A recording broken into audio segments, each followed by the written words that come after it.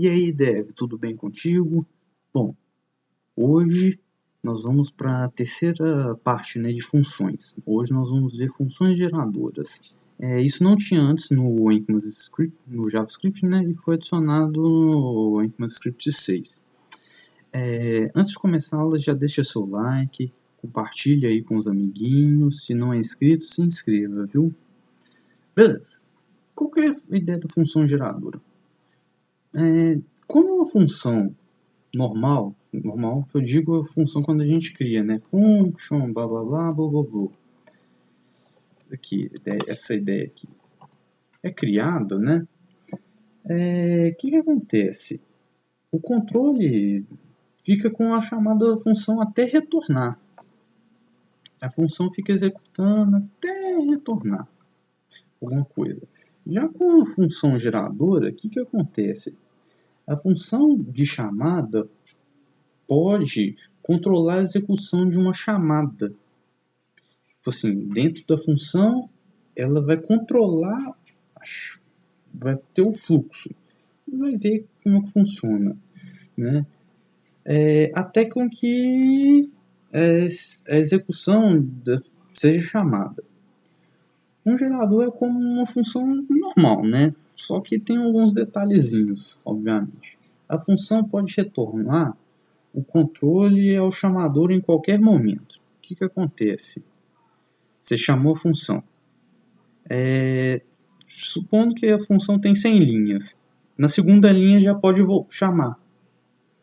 Vou começar a retornar, como se fosse um retorno, né? Só que não é return. E na segunda vez que você chamar, já vai ser na linha 50, que ela vai dar a ordem, né? E uma segunda coisa, quando você chama uma função geradora, ela não funciona imediatamente. A função geradora ela não funciona imediatamente. Em vez disso, você recebe de volta um iterador. Um iterador, você lembra da aula de loops, né? É como se fosse aquele map e o set. Ele é um tipo de iterador. Que a partir dele que você pode chamar o próximo método iterador. Bom, então vamos lá, né? Tipo assim, uma explicação talvez não foi tão suficiente para entender. Então, function, vou colocar aqui arco-íris, beleza, sem parâmetros. Uma função geradora ela é especificada por asterisco. Não tem como a gente fazer arrow function disso, beleza? Pelo menos ainda não, né? Não tem como fazer, isso ia dar erro. Joia. Beleza. O que acontece? Por exemplo, isso é padrão. Sempre tem que ter asterisco. Tem uma palavrinha-chave que chama yield. Vamos colocar aqui as cores. Azul, amarelo e vermelho. O arco-íris está meio pobre. O que acontece? Lembra que eu falei que ele é um iterador? Para a gente trabalhar com iterador, a gente usa o for of. Aí, o que vai acontecer? Arco-íris. Vou chamar o método. Até chamar ele fora aqui para vocês verem como é que funciona. It de iterador, né? Vai receber arco-íris. O que vai acontecer aqui? Na hora que eu der it ponto, vai ter algumas opções. Next, return e throws, caso dê erro, né? Então, ele já deixou de ser uma função para ser iterador. Então, como ele sendo iterador,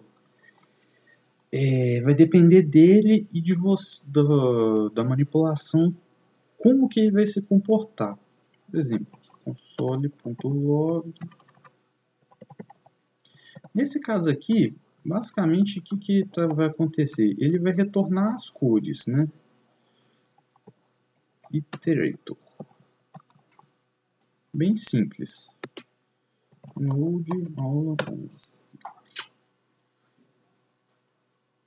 azul, amarelo, vermelho. Ah, ficou meio esquisito, né? Como se fosse um vetor aqui que você chama.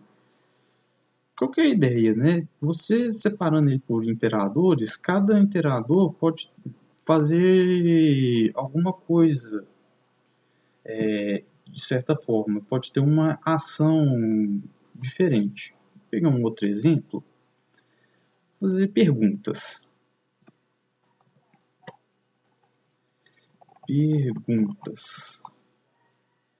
Beleza. Então vamos às perguntas. Um constante de nome, escrever o nome, yield, vai ser de passador da produção, né? Pergunta, qual é o seu nome? Segunda pergunta, constante. Recebe yield. Qual sua idade? Então, se você percebeu, então a cada rodada, por exemplo, de loop que eu fizer aqui, ele vai chamar uma pergunta diferente. E por último, já vou retornar. Aí já vou retornar o que? Opa, usando um CRAS, né? Concatenação de CRAS, nome, idade. Coisa bem simples, nada muito complexo.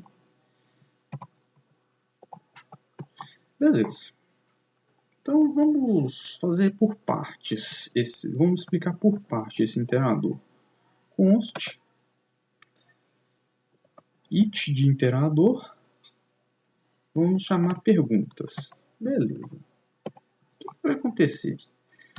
Na hora que eu der um console.log it.next, que vai ser a próxima pergunta, o que vai acontecer? Vou rodar esse código. Ele vai... A ideia é que ele chama a primeira pergunta. Qual o seu nome? Aí você vai ver que vai ter o value e do unique false, que quer dizer que o loop não acabou. Na segunda pergunta, vamos supor que eu respondi a pergunta, né? Porque no caso aqui não vai ter como eu responder pergunta. E eu respondi o nome Sabrina. Beleza. Na hora que vou executar aqui, da primeira ele executou o nome, na segunda ele já fez a pergunta de idade. Eu vou atribuir uma variável, né? A ideia é que tenha atribuído uma variável. E vou dar um console.log it.next. Nesse caso agora, eu vou atribuir a idade. Vou colocar aqui 17 anos. Sabrina vai ter 17 anos. Beleza. Na hora que terminar, qual que é a ideia? Na primeira pergunta, você vai responder o nome, você vai colocar na variável. Beleza, vai guardar. Rodou a segunda vez. Vai perguntar, qual a sua idade? Dentro dessa pergunta, você já vai passar o valor do nome digitado. Não nessa pergunta, né? Desse próximo loop, você já passa o conteúdo da próxima variável, né? No caso aqui é nome, no caso o nome foi Sabrina. No próximo loop, que eu respondi essa pergunta, que é qual a sua idade dentro daqui, então seria como se fosse uma validade. Tipo isso, né? Aí eu respondi que a idade é 17. Eu já passo aqui por último. Como ele é o último loop, ele já vai responder tudo. Então, nome Sabrina, vírgula, idade 17. Done true. Quer dizer o quê? Se eu rodar mais um next aqui, vai dar um erro. Vai me retornar um erro.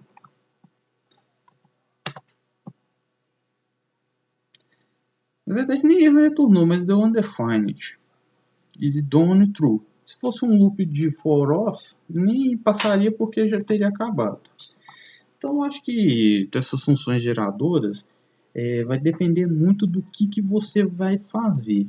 Mas com essa questão de perguntas, eu acho que esclarece muito bem o que pode ser feito com as funções geradoras.